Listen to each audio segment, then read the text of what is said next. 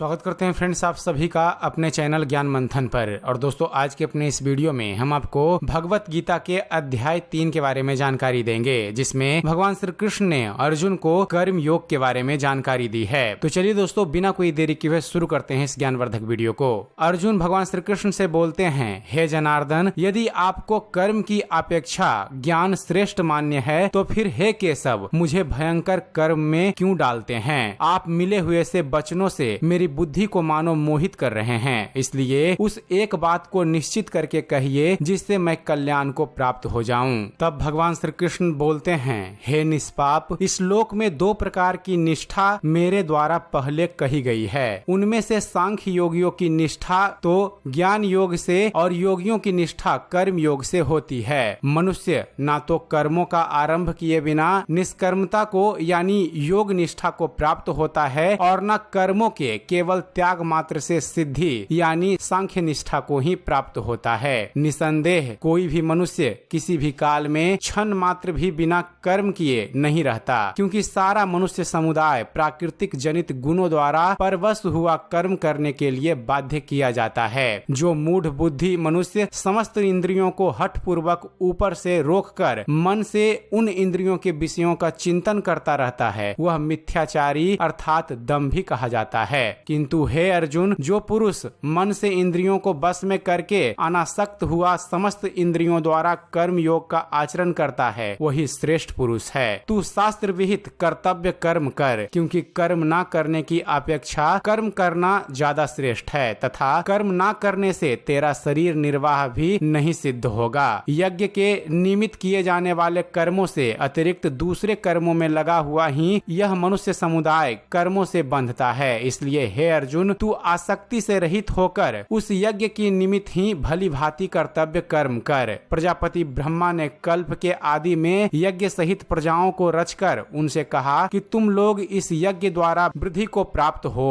और यह यज्ञ तुम लोगों को इच्छित भोग प्रदान करने वाला हो। तुम लोग इस यज्ञ द्वारा देवताओं को उन्नत करो और ये देवता तुम लोगों को उन्नत करें। इस प्रकार निस्वार्थ भाव से एक दूसरे को उन्नत करते हुए तुम लोग परम कल्याण को प्राप्त हो जाओगे। यज्ञ द्वारा बढ़ाए हुए देवता तुम लोगों को बिना मांगे ही इच्छित भोग निश्चित ही देते रहेंगे। इस प्रकार उन देवताओं द्वारा दिए हुए भोगों को जो पुरुष उनको बिना दिए स्वयं भोगता है, वह चोर ही है। यज्ञ से बचे हुए अन्न को खाने वाले श्रेष्ठ पुरुष सब पापों से मुक्त हो जाते हैं, और जो पापी लोग अपना शरीर पोषण करने के लिए ही अन्न पकाते हैं, वे तो पाप को ही खाते हैं। भगवान श्री कृष्ण बोलते हैं, संपूर्ण प्राणी अन्न से उत्पन्न होते हैं। अन्न की उत्पत्ति वृष्टि से होती है, वृष्टि यज्ञ से होती है और यज्ञ विहित कर्मों से उत्पन्न होने वाला है। कर्म समुदाय को तू वेद से उत्पन्न और वेद को अविनाशी परमात्मा से उत्पन्न हुआ जान। इससे सिद्ध होता है कि सर्वव्यापी परम अक्षर परमात्मा सदा ही यज्ञ में प्रतिष्ठित हैं। हे पार्थ, जो पुरुष इस लोक में इस प्रकार परंपरा से प्रचलित सृष्टि चक्र के अनुकूल नहीं बरतता अर्थात अपने कर्तव्य का पालन नहीं करता, वह इंद्रियों द्वारा भोगों में रमन करने वाला पाप आयु पुरुष व्यर्थ ही जीता है। परंतु जो मनुष्य आत्मा में ही रमन करने वाला और आत्मा में ही तृप्त तथा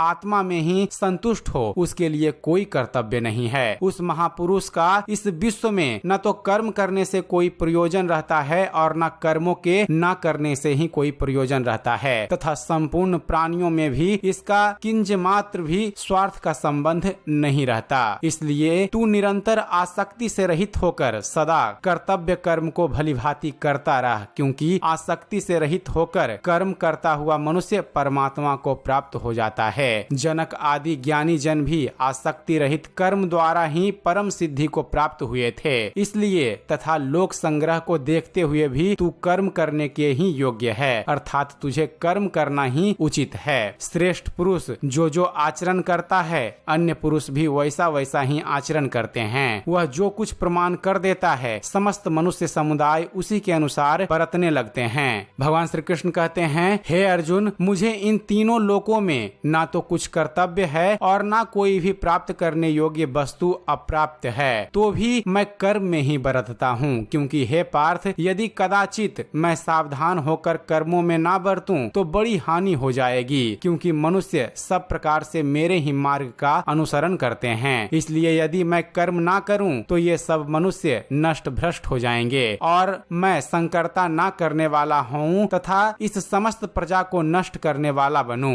हे भारत, कर्म में आसक्त हुए अज्ञानी जन जिस प्रकार कर्म करते हैं, आसक्ति रहित विद्वान भी लोक संग्रह करना चाहता हुआ उसी प्रकार कर्म करें। परमात्मा के स्वरूप में अटल स्थित हुए ज्ञानी पुरुष को चाहिए कि वह शास्त्र विहित कर्मों में आसक्ति वाले अज्ञानियों की बुद्धि में भ्रम अर्थात कर्मों में अश्रद्धा उत्पन्न न करे, किंतु स्वयं शास्त्र विहित समस्त कर्म भली भांति करता हुआ उनसे भी वैसे ही करवाए। वास्तव में संपूर्ण कर्म सब प्रकार से प्राकृतिक के गुणों द्वारा किए जाते हैं, तो भी जिसका अंतःकरण अहंकार से मोहित हो रहा है, ऐसा अज्ञानी मैं करता हूँ ऐसा मानता है। परंतु हे महाबाहो, गुण विभाग और कर्म विभाग के तत्व को जानने वाला ज्ञान योगी संपूर्ण गुण ही गुणों में ही बरत रहे हैं ऐसा समझकर उनमें आसक्त नहीं होता। प्राकृतिक के गुणों से अत्यंत मोहित हुए मनुष्य गुणों में और कर्मों में आसक्त रहते हैं। उन पूर्णतः ना समझने वाले मंद बुद्धि अज्ञानियों को पूर्णतः जानने वाली ज्ञानी विचलित न करें। मुझ अंतर्यामी परमात्मा में लगे हुए चित्त द्वारा संपूर्ण कर्मों को मुझ में अर्पण करके आशा रहित, ममता रहित और संताप रहित होकर युद्ध कर। जो कोई मनुष्य दोष दृष्टि से रहित और श्रद्धा युक्त होकर मेरे इस मत का सदा अनुसरण करते हैं, वे भी संपूर्ण कर्मों से छूट जाते हैं। परंतु जो मनुष्य मुझ में दोषारोपण करते हुए मेरे इस मत के अनुसार नहीं चलते हैं, उन मूर्खों को तू संपूर्ण ज्ञानों में मोहित और नष्ट हुए ही समझ।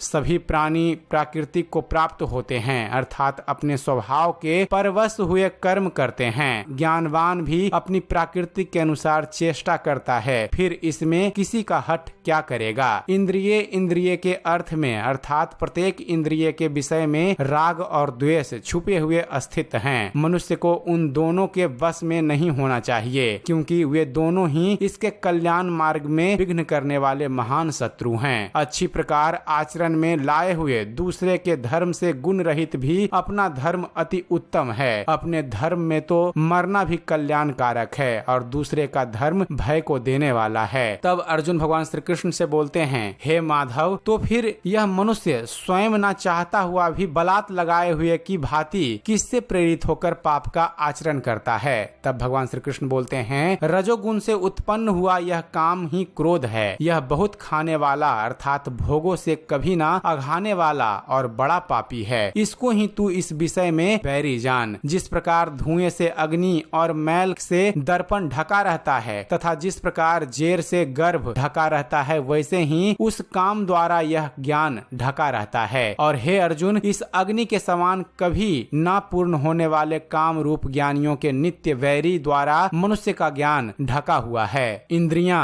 मन और बुद्धि ये सब इसके वास स्थान कहे जाते हैं। यह काम इन मन, बुद्धि और इंद्रियों द्वारा ही ज्ञान को आच्छादित करके जीवात्मा को मोहित करता है। इसलिए हे अर्जुन, तू पहले इंद्रियों को बस में करके इस ज्ञान और विज्ञान का नाश करने वाले महान पापी काम को अवश्य ही बलपूर्वक मार डाल। इंद्रियों को स्थूल शरीर पर यानी श्रेष्ठ, बलवान और सूक्ष्म कहते हैं। इन इंद्रियों से परे मन है, मन से भी परे बुद्धि है और जो बुद्धि से भी अत्यंत परे है वह है आत्मा। इस प्रकार बुद्धि से परे अर्थात सूक्ष्म, बलवान और अत्यंत श्रेष्ठ आत्मा को जानकर और बुद्धि द्वारा मन को बस में करके हे महाबाहु, तू इस काम रूप दुर्जय शत्रु को मार डाल। तो दोस्तों, यह थी जानकारी भगवत गीता के अध्याय 3 अर्थात कर्मयोग के बारे में। उम्मीद करते हैं फ्रेंड्स आप सभी को हमारा यह वीडियो पसंद आया होगा। अगर वीडियो पसंद आया हो तो वीडियो को लाइक और शेयर करना ना भूलिएगा। और दोस्तों, भगवत गीता के आगे के अध्यायों के बारे में जानते रहने के लिए आप हमारे इस चैनल ज्ञान मंथन को सब्सक्राइब जरूर कीजिएगा। आप हमारे इस चैनल को सब्सक्राइब कीजिए और देखते रहिए, जानते रहिए। धन्यवाद। जय हिंद।